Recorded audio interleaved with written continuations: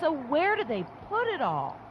On some city streets in great, big, gigantic piles that could be there until March. On other streets, they must just put it right on your car. But from the foot of the Brooklyn Bridge through the wind-whipped corridors of lower Manhattan, a giant monster is on a feeding frenzy.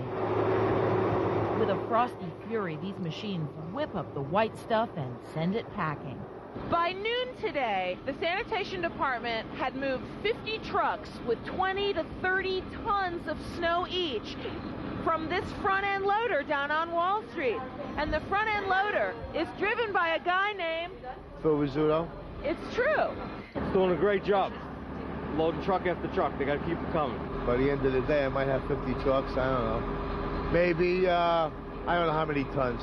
A couple hundred tons, you know, of snow. And then they're going to dump it. And where might that be? Smack into the East River at South Street. Tons of boulder-sized snow chunks just keep on coming. We started last night.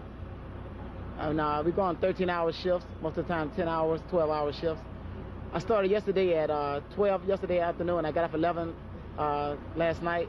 I started back at 7 this morning.